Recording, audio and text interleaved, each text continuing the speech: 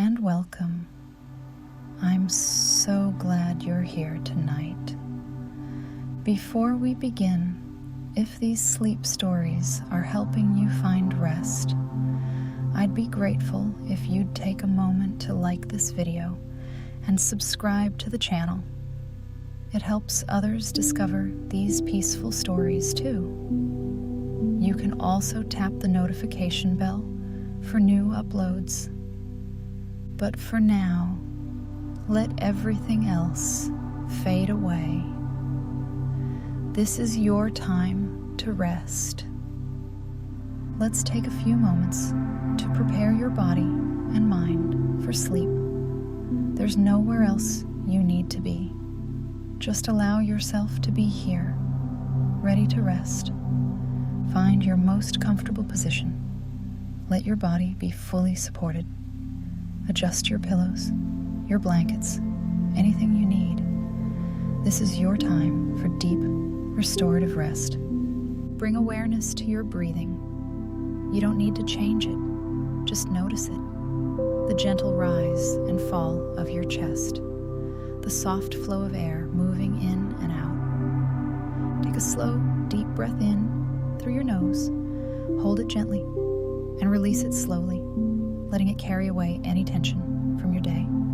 Again, breathe in slowly, hold and release, feeling your body sink deeper into comfort. One more time, breathing in peace, holding that calm, and breathing out anything you no longer need. Now, let your breathing return to its natural rhythm, easy and effortless. Feel your forehead becoming smooth and soft. Any tension melts away. Your forehead is calm, relaxed, at peace. Your eyes are gently closed, the muscles around them soft and loose. You're safe to rest, safe to let go. Feel your jaw releasing, teeth slightly apart. Your tongue rests softly. Your whole face is peaceful and serene. Your neck and shoulders, where we hold so much tension, feel them softening now, letting go, dropping away from your ears, heavy and relaxed. Your arms rest comfortably, heavy and warm. A gentle wave of relaxation flows down through your shoulders, elbows, forearms, hands, and fingers, leaving them soft and still. Your chest rises and falls with each easy breath. Your heart beats steadily, calmly. Your whole torso relaxed, supported, at ease. Feel your back against the surface beneath you. Let any tension dissolve, melting away. Your legs are heavy and warm. Feel relaxation moving down your thighs, past your knees, into your calves, down through ankles, feet, all the way to your toes. Your entire body rests in deep, peaceful relaxation. Heavy, warm, comfortable, and still. And your mind, your beautiful mind that has worked so hard today. Give it permission to rest now. Thoughts may come, and that's fine. Let them drift past like clouds. You don't need to hold them or push them away. Just let them be. You are safe. You are comfortable. You are ready to rest. In a moment, we'll visit a magical bookshop that appears only after midnight. A story where nothing urgent happens. No danger, no conflict, just peace. Let it be a soft place for your mind to rest. If you drift away into sleep, that's perfect. That's exactly what this is for. Take one more deep breath. In and out. Now, let's begin. The street is quiet at this hour. Most shops closed long ago. their windows dark, but you're walking slowly down this familiar street, drawn by something you can't quite name. Your footsteps echo softly on old cobblestones, a gentle rhythm matching your heartbeat. The air is cool and fresh, carrying the scent of autumn leaves and distant wood smoke. Overhead, the sky is deep indigo, scattered with stars that seem closer than usual, brighter, as if leaning down to watch the world sleep. You've walked this street many times during the day, past the bakery, past the flower shop, past the cafe, but never at this hour, when everything is still and hushed, when the world feels softer, gentler. And then you see it. At the end of the street, where you're certain there was only a blank wall this morning, there's a bookshop. Light glows warmly from its windows, spilling onto the cobblestones in soft pools of gold. Above the door, a wooden sign swings gently. Pages and Dreams, it says. Open after midnight. You pause. Have you seen this shop before? You can't quite remember, but something about it feels familiar, like a place visited in dreams, or childhood, or some life you've forgotten. The windows are filled with books, stacks and piles and rows of them, spines showing every color. Some look ancient, leather-bound and gilt-edged, others bright and modern. They're arranged in no order you can see, but the arrangement feels right, as if the books chose their own places. You move closer, drawn by warm light and the promise of peace. As you reach the door, you notice there's no lock, just an old brass handle shaped like a sleeping cat, curled contentedly. You touch it, and it's warm, as if it's been sitting in sunlight all day. The door opens before you turn the handle, swinging inward, smoothly, silently. Warm air flows out, carrying the most wonderful scent: old paper and leather, vanilla and cinnamon, dust and time and stories. The smell of every library you've ever loved, every bookshop you've lingered in, every quiet reading nook.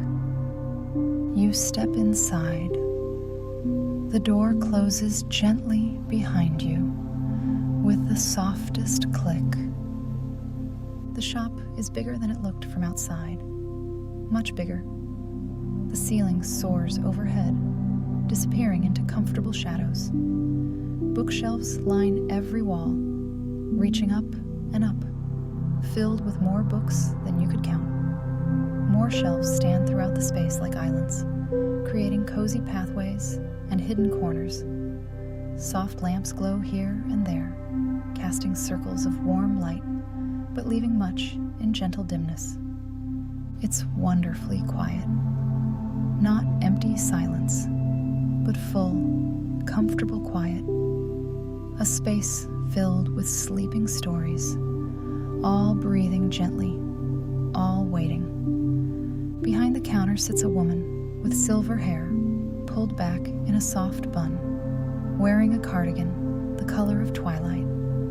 She has the kind of face that looks like it smiles often, with gentle lines at her eyes and mouth. She's reading by lamplight, but looks up as you enter, and her smile is warm and welcoming. "Good evening," she says, her voice like honey, like comfort. "I'm so glad you found us. I'm Evelyn, keeper of this place. Welcome to Pages and Dreams." She sets her book aside and stands slowly, comfortably, as if there's all the time in the world. And perhaps in this place there is. "We're not like other bookshops," she says. "We open after midnight because that's when the magic happens, when the books wake up, when they can speak to those who need them most. She moves around the counter with unhurried grace. The shop will guide you to what you need, not what you think you want, but what your soul is asking for. What will give you peace tonight? Just wander, explore. You'll know when you find the right place. You'll feel it. She pats your arm gently, warmly. And don't worry about time. Here, after midnight, time moves differently. You'll leave exactly when you need to. Go on now. I'll be here if you need anything. You begin walking down the nearest aisle. Books surround you on both sides, floor to ceiling. Your fingers trail along their spines, feeling different textures: smooth leather, rough cloth, glossy paper, embossed letters. The books seem to hum softly as you touch them, a gentle vibration, like a contented purr, like quiet happiness. You pause and let your eyes wander over titles, some familiar, books you read long ago or always meant to, others completely unknown, with titles that make no sense or are in languages you don't recognize, and some, strangely, seem to have your name in them, or words that feel deeply personal, as if these books know you, have been waiting for you. One catches your eye, deep forest green with gold lettering. You pull it out gently. The cover is cool and smooth. When you open it, the pages are thick and creamy, text in beautiful script. As you read, you realize it's about a forest, a deep green forest like the cover, where trees grow so tall they hold up the sky, and moss carpets the ground in soft emerald. You read a few paragraphs and can almost feel yourself there. You smell pine and earth, feel cool air on your face, hear wind whisper through branches. So peaceful, so deeply calm, that you close your eyes just to savor it. When you open them, you're still in the bookshop, but the book seems to glow faintly, lit from within. You close it carefully and slide it back. A soft, golden ribbon appears from nowhere, marking where you stopped. You continue down the aisle. The books whisper as you pass. Not words exactly, but feelings, impressions. This one offers gentle adventure without fear. That one holds recipes and the comfort of home cooking. Another contains poetry that feels like rain on windows, soothing and rhythmic. A small book bound in midnight blue catches your attention. It's slim, no bigger than your palm, but when you pull it out, it falls open to a story about the ocean at night. You read about waves rolling in endlessly, about moonlight on water, about the rhythm of tide and time. The words are simple, but they create a picture so clear you can hear the waves, smell the salt air, feel the cool sand beneath your feet. You read slowly, savoring each sentence. The story has no plot, no characters really, just descriptions of the sea in all its moods. Calm and glassy on still nights, gentle and lapping at dawn, rolling and rhythmic under afternoon sun. The ocean simply being itself, constant and reliable, washing the shore clean again and again. There's something deeply soothing about it. The repetition, the rhythm, the endless patience of water meeting land. You read for several minutes, and with each wave described, you feel more relaxed, more at peace, as if the ocean is washing through you too, carrying away tension and worry. When you finish, you hold the book for a moment before returning it to its place. The blue cover seems to shimmer slightly, like light on water, before settling back to stillness. Further along, you discover a section of children's books. Not baby books, but the ones you remember from your own childhood. The covers are familiar, even if you can't quite remember all the titles. But the feeling they give you is unmistakable. That cozy, safe feeling of being read to before sleep, of knowing someone who loved you was right there, their voice turning pages into dreams. You pick up one you definitely remember. The cover shows a bear in blue pajamas. You open it, and there's the story you knew by heart once, about a little bear getting ready for bed, saying goodnight to everything in his room. Good night, moon. Good night, stars. Good night, air. Good night, noises everywhere. You read it through, even though you could probably recite it from memory. And somehow, reading it now, as an adult, in this magical bookshop after midnight, it means even more than it did when you were small. Because now you understand the gift it was. The ritual of bedtime, the comfort of routine, the safety of knowing someone cared enough to sit with you while you drifted off to sleep. You're not sure when the tears started, but you realize your eyes are wet. Not sad tears, but grateful ones. Thankful tears for all the people who read to you, who tucked you in, who kept you safe while you slept. And maybe tears for yourself now, for remembering to give yourself that same kindness, that same gentle care. The aisle opens into a small alcove you didn't see from the entrance. It's the coziest space imaginable. A deep armchair sits in the corner, upholstered in soft burgundy velvet, worn smooth in places from years of readers settling in. Beside it, a small table holds a lamp with a cream shade that casts the warmest light. A footstool sits ready, and there's a blanket draped over the chair's arm, thick and soft, the color of storm clouds. The walls of this nook are lined with shelves, but these books are different, smaller, more personal somehow.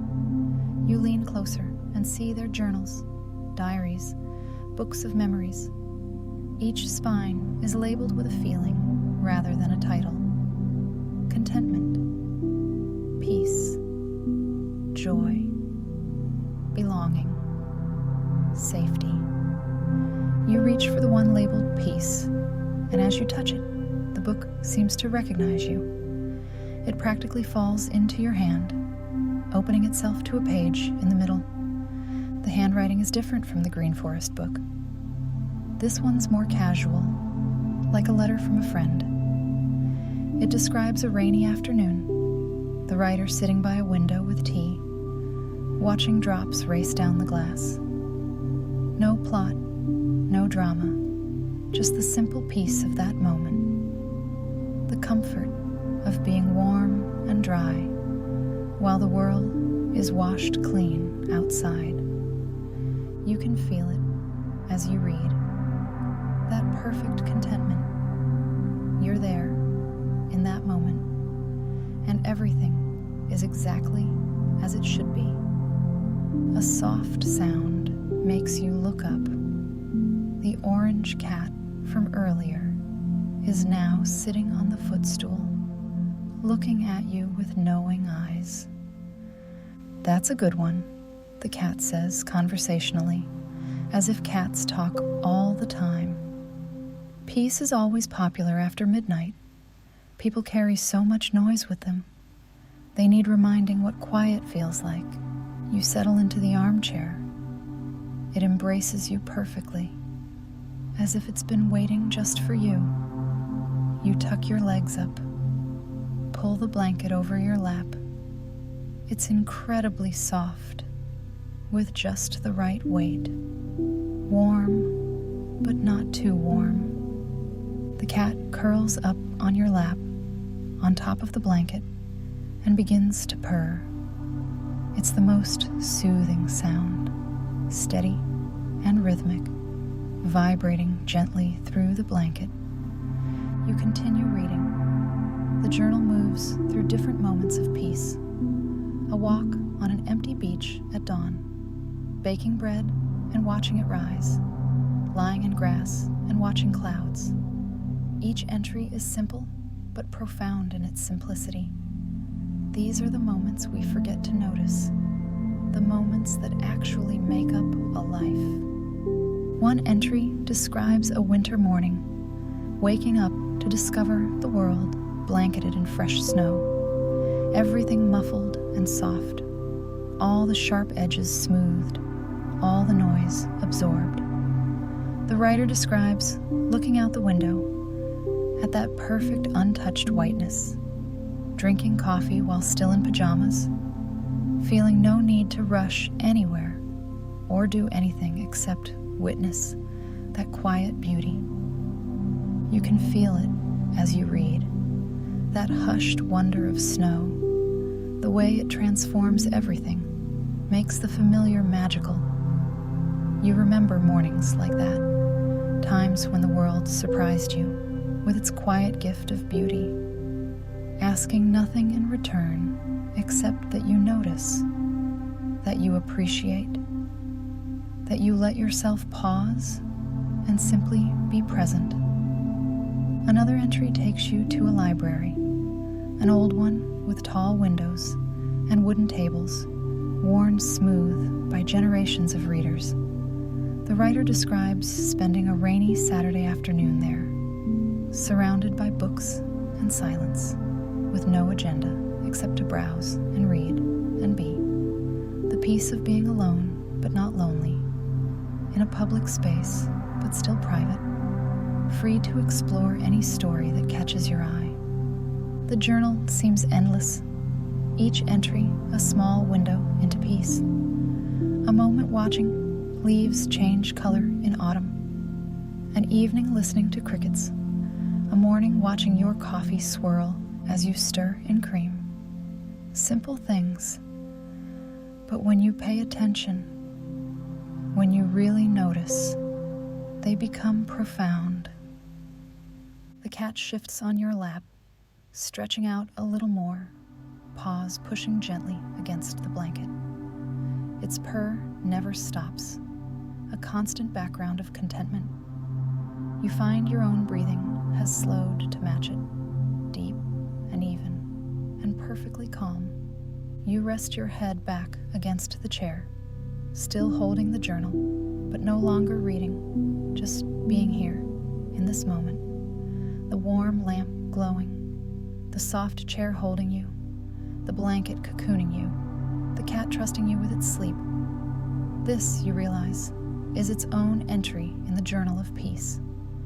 This moment, right now, is exactly what all those other entries were describing. The simple perfection of being comfortable and safe and at rest. Eventually, you set the journal aside and stand. The cat mews softly, but doesn't wake, just resettles into the warm spot you left. You wander further into the shop. This section is different again. The shelves here are made of a lighter wood, almost golden. The books are all similar in size, bound in soft leather, in shades of cream and tan and gentle brown. Above the shelves, a sign in the same elegant script reads, "The Library of Gentle Memories." You pull out a book at random. No title on the spine, just a small symbol of a tree. When you open it, you realize these aren't stories someone wrote. They're actual memories, somehow preserved in pages. This one shows a childhood summer, endless days that felt like years, playing in a backyard under a huge oak tree.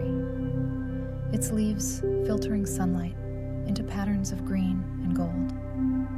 The memory isn't yours, but as you read, you can feel it. The grass under bare feet, the taste of cold lemonade, the sound of a screen door swinging shut, the perfect safety of knowing dinner will be ready soon, and home is right there, and nothing bad can touch this It's beautiful. Not because anything exciting happens, but because nothing does. It's just a perfect, ordinary day from someone's childhood, preserved here so others can remember what that peace felt like. You try another book.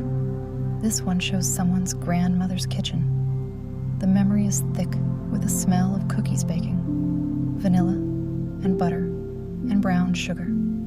You can see the grandmother, her hands dusted with flour, her smile warm. You can feel the happiness of being small and loved and safe in that kitchen, knowing you're exactly where you belong. Tears prick your eyes, but they're good tears. Tears of recognition, of remembering that you've had moments like this too. Maybe not in that exact kitchen, but somewhere, sometime, you've felt that safe, that loved, that home. You close the book gently, treating it with reverence. These aren't just stories, they're treasures, proof that simple moments matter, that ordinary days filled with love are actually extraordinary. You pull out another memory book. This one opens to a summer evening, someone's father teaching them to catch fireflies in a jar. The memory is so vivid. The warm dusk air, the first stars appearing, the magic of seeing those tiny lights float through the gathering dark, the gentle instruction from the father, be patient, move slowly, cup your hands like this, and the joy, the pure joy, when you finally caught one and saw it glow in your palm before letting it go free. The memory isn't about the fireflies, not really. It's about that time with the Father, His patience, His willingness to spend this time teaching something that doesn't really matter, except that it does, because it's a moment of connection, of sharing wonder, of being fully present together. You read several more memories, each one a small jewel. A teenage memory of driving at night with friends, windows down, music loud, singing at the top of your lungs, feeling invincible and free and perfectly young. A memory of a first apartment, tiny and imperfect, but entirely yours, arranged just the way you wanted, proof that you were building your own life now.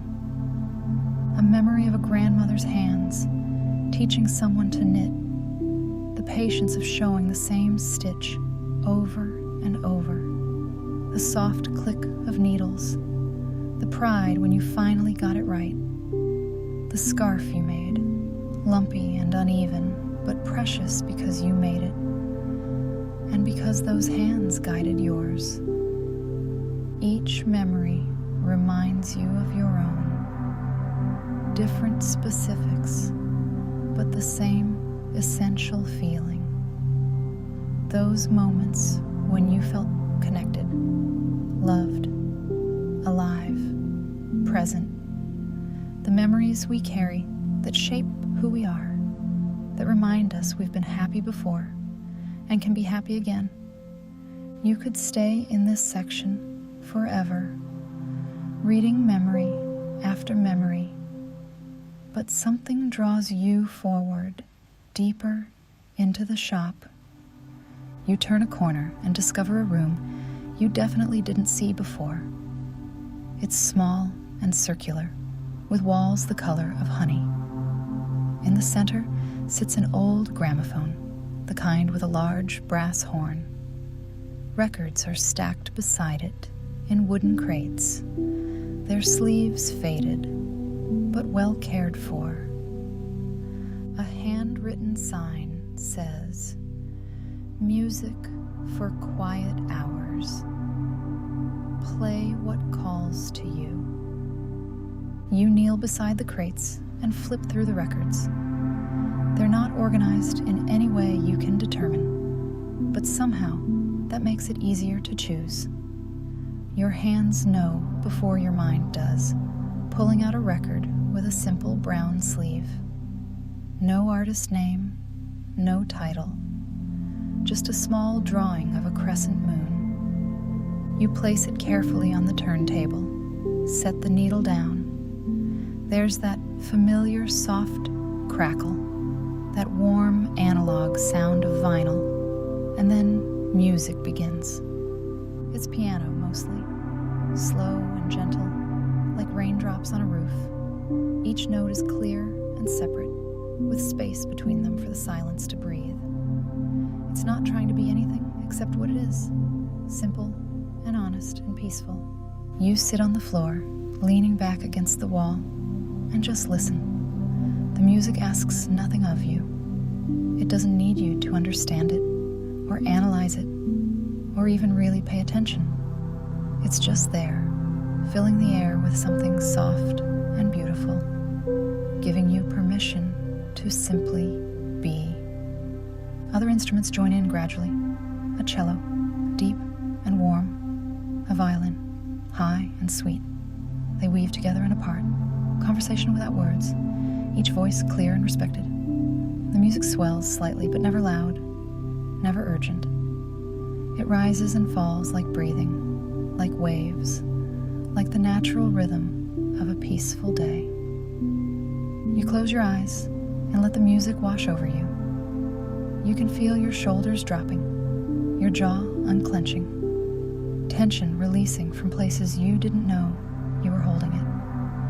The music seems to find every tight spot, every worried place, and gently, patiently, ease it loose. When the record ends, there's silence. Not empty silence, but the full kind, rich with the memory of the music. You sit for a long moment, not wanting to break the spell, not wanting to move from this perfect stillness. Continuing through the shop, you discover a small room tucked away behind a curtain of deep blue velvet. Inside, there's a round table with a lace cloth, 2 comfortable chairs, and a tea set. Not just any tea set, but the most beautiful one you've ever seen. The pot is china, hand-painted with tiny flowers, and the cups are delicate, translucent when you hold them up to the light. And the tea is ready, steaming gently, filling the air with a scent that's both familiar and mysterious. Chamomile, yes, but also something else. Lavender, maybe. And honey. And something floral you can't quite name. A note sits beside the cup nearest you. In flowing handwriting it says, "Please sit, rest, drink. This tea is steeped in starlight and sweet dreams. It will help you remember how to let go." You sit, and the chair is wonderfully comfortable. You pick up the cup, and it's the perfect temperature, warm but not too hot. The first sip is heaven. It tastes like every good thing you've ever felt, like summer evenings and first snow, like birthday cake and grandmother's cooking, like being held when you were small, like every I love you you've ever heard or said. You drink slowly, savoring each sip. The tea seems to work its way through your body, relaxing muscles you didn't know were tense, easing worries you forgot you were carrying, softening edges that have been sharp for too long. By the time you finish the cup, you feel lighter, softer, more yourself than you've felt in a long time. But you're not ready to leave this little room yet. There's a small bookshelf here you didn't notice before, tucked in the corner. The books on it are all about tea, but not instructional books. These are stories about tea ceremonies and tea gardens, memoirs of travelers discovering tea traditions around the world. poetry about rain and steam, and the small rituals that make life feel sacred. You pull one out randomly. It opens to a description of a Japanese tea house, where everything is intentional. The path you walk to reach it, carefully placed stepping stones. The low door you must bow to enter, reminding you to leave ego outside. The simple room with its single scroll painting, its ikebana arrangement, its perfect emptiness that is actually perfect fullness. The writer describes the tea ceremony itself, the precise movements, repeated the same way for centuries. The respect for the tea, for the water, for the moment, for the guest. The understanding that this, right now, is all there is. Not a means to an end, but an end in itself. This bowl of tea, this moment of sharing, this recognition of presence, is complete. You read about the concept of Ichigo Ichie. One time, one meeting. The recognition that this exact moment will never come again. This cup of tea, with these people, in this place, right now, is unique. It will never be repeated, not exactly. So give it your full attention. Be fully here. Honor its singular existence. It makes you look at your own empty teacup differently. That tea, that moment of drinking it, is gone now. It existed, perfect and complete, and now it's a memory, not better or worse for being finished, just different.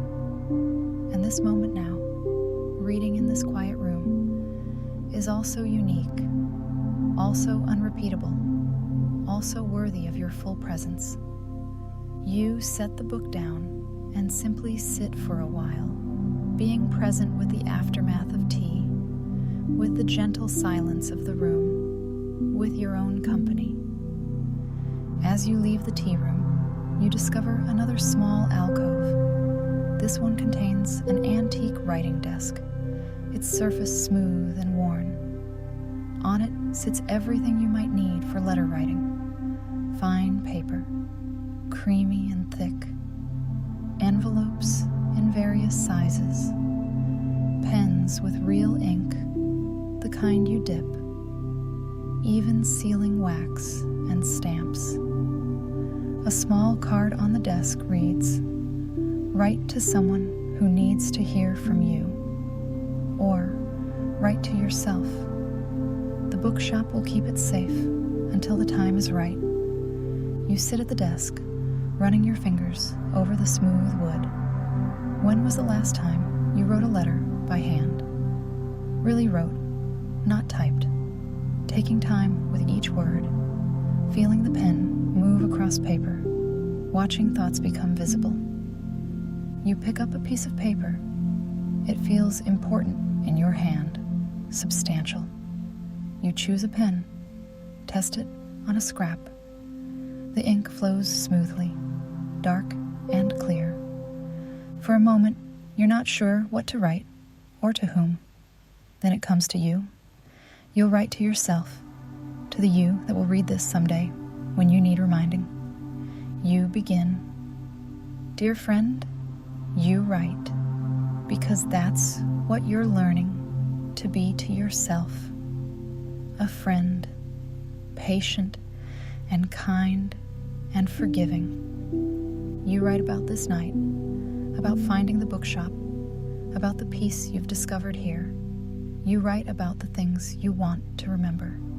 That rest is not selfish. That simple moments contain profound joy. That being present is a practice, not a destination. That you're doing better than you think you are. You write about the garden outside the window, the tea that tasted like love, the memories that reminded you that you've always been held, even when you didn't realize it. You write about the cat's purring and the music's gentle insistence that not everything needs to be urgent or loud or impressive. When you're done, you fold the letter carefully, slide it into an envelope. You seal it with a drop of burgundy wax. Press the stamp into it. There's satisfaction in that final press, in completing this small ritual. You leave the envelope on the desk, trusting the bookshop to keep it safe, trusting that when you need these words again, they'll find their way back to you. The window seat. Beyond the tea room, you find a window seat you're certain wasn't there a moment ago. But then, this is a magical bookshop. Things appear when you need them. The seat is wide and cushioned, covered in pillows in every shade of blue and silver. The window looks out, but not onto the street. Instead, you see a garden you've never seen before. It must be behind the shop, though you don't remember seeing any garden from outside. It's night there too, but the garden is lit by lanterns hanging from tree branches, and by the moon, which is fuller and brighter than the moon you saw earlier. The garden is lush and wild in the best way. Flowers grow in happy tangles. Trees spread their branches wide. A small fountain bubbles somewhere, the sound of water over stone. You settle onto the window seat, arranging pillows around you until you're perfectly comfortable. One pillow supports your head just right. Another tucks behind your back. A third you pull onto your lap to hug. There are books stacked on the seat beside you. You pick one up. It's a collection of poems, but again, not written by anyone famous. Just poems that people wrote about beautiful, quiet things. About the way morning light slants through curtains. About the sound of rain beginning. About the weight of a sleeping cat. About the peace of finishing a good book. About the comfort of a clean kitchen at the end of a long day. You read one, then another. Each one is a small gift, a reminder to notice beauty, to find peace in simple things, to let yourself rest in moments of quiet. One poem describes the silence after snow has fallen, that particular hush when the world is muffled and soft, when even sound moves slowly. Another captures the feeling of waking naturally, without an alarm, to sunlight through curtains. The luxury of nowhere to be, nothing to do, time stretching out lazily before you. Another is about old books themselves, the weight of them, the yellowed pages, the smell of time and paper, and all the hands that held them before you, the way a well-loved book falls open naturally to favorite passages, the marginal notes left by previous readers, small conversations across decades. You find yourself reading more slowly, savoring each poem like you savored the tea. These are love letters to ordinary magic, to the extraordinary hiding in the everyday, to all the things we take for granted until someone writes them down and shows us their beauty.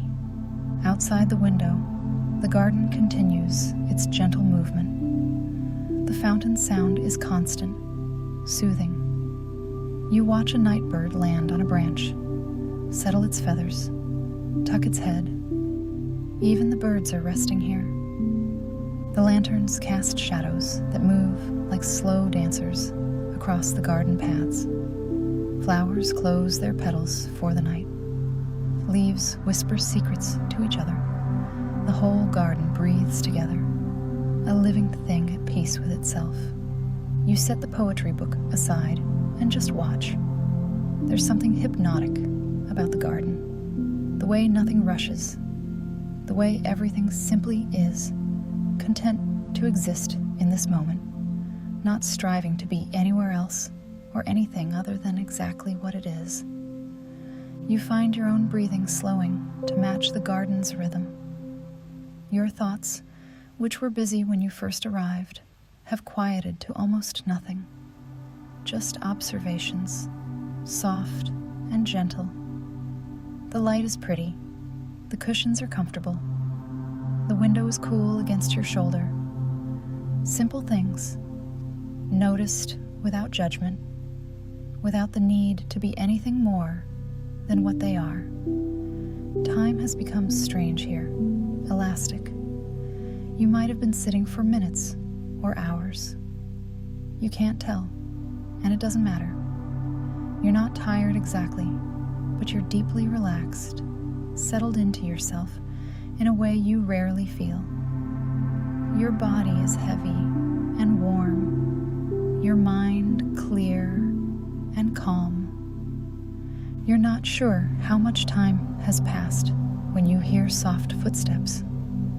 Evelyn appears, carrying another blanket, this one even softer than the first. "Getting sleepy?" she asks kindly, draping the blanket over you. It settles around your shoulders like a hug. You nod. You are sleepy. So sleepy. The good kind of sleepy, where your body feels heavy and warm, and your mind feels quiet and clear. "That's good," Evelyn says. "That's what Pages and Dreams is for. To help people remember how to rest, how to let go, how to just be." She sits in a nearby chair, and you notice she's brought her own cup of tea. "You can come back whenever you need to," she says softly. "The shop is always here after midnight. It will always have what you need. A peaceful story, a gentle memory, a quiet place to rest, whatever your soul is asking for." You want to thank her, but you're so comfortable, so relaxed, that words feel too heavy to form. She seems to understand. She just smiles. "Rest now," she says. "Let the bookshop hold you. Let the stories whisper their peace to you. There's nothing you need to do, nowhere you need to be. Just rest, just breathe, just be." She stays with you for a while, her presence comforting. She doesn't speak, doesn't need to. Her quiet company is enough. Eventually, she stands slowly. "I'll be at the counter if you need anything," she says softly. "But I think you found what you came for. You've remembered how to rest, how to be gentle with yourself, how to notice beauty and receive peace." She pauses at the doorway of the alcove, looking back with such kindness in her eyes. That's the real magic of Pages and Dreams, you know? Not the books that whisper, or the cat that talks, or the tea that tastes like starlight. The real magic is remembering that you deserve rest, that peace isn't something you have to earn. It's your birthright, always here, always waiting for you to accept it. She smiles once more, then disappears into the shadows of the shop, leaving you alone with the garden and the books and the soft blanket and the deepening quiet. You close your eyes just for a moment. The pillow is so soft, the blanket so warm. The sound of the fountain from the garden is so soothing. The books around you hum their gentle song. You can feel yourself drifting, floating, letting go. It's the easiest thing in the world. You're safe here, in this magical place, safe and warm and held. The garden outside seems to glow a little brighter, as if sending you off with its blessing. The lanterns pulse gently, in rhythm with your slowing breath. The flowers seem to nod, as if saying yes, rest now, will keep watch. You sink deeper into the cushions, deeper into rest, deeper into the most perfect, peaceful sleep. The window seat cradles you. The bookshop surrounds you like a hug. The night holds you in its soft, dark hands. You're aware, distantly, of the books on the shelves around you. They're all breathing together now, a soft susurrus of pages and time and stories. They're singing you a lullaby, each one contributing a note to a song older than memory, a song about rest and safety and the quiet joy of simply existing. The cat from earlier pads softly into your alcove, curling up on the footstool near you. Its purr adds to the symphony. The fountains splash, the books whisper, the cat's purr, your own breath, all of it weaving together into the most peaceful music. Time stops meaning anything at all. You're not asleep yet, not quite, but you're not awake either. You're in that soft between space, that threshold where the day ends and dreams begin. It's the most peaceful place in the world, and you're content to stay here forever, suspended in this perfect moment of letting go. Sleep now. Let your breathing slow. Let your body grow heavy. Let your mind grow quiet. The bookshop is here, holding this space of peace for you. The stories are here, breathing their calm into the air. The garden is here, growing its beauty under the moon. And you are here, exactly where you need to be, resting, releasing, letting go. There's nothing more you need to do tonight. Just be here. Just breathe. Just rest. Let sleep come, gentle and soft and natural. Let it wrap around you like the blankets in the bookshop, warm and safe and perfect. You're held. You're safe. You're at peace. Sleep well, dear one. Sleep well. The bookshop will still be here tomorrow night and the night after, whenever you need it. But for now, just rest. Just sleep, deep and peaceful and whole. Sweet